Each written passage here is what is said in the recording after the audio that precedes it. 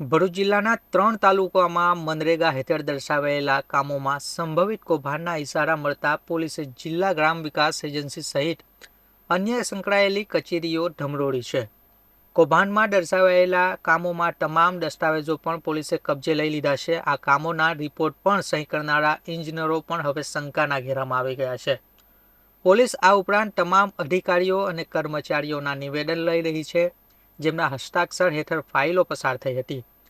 તો આ તરફ અધિકારીઓ અને કર્મચારીઓ પોલીસને તપાસમાં સહયોગ ન આપતા હોવાનો પણ ગણગણાટ શરૂ થયો છે.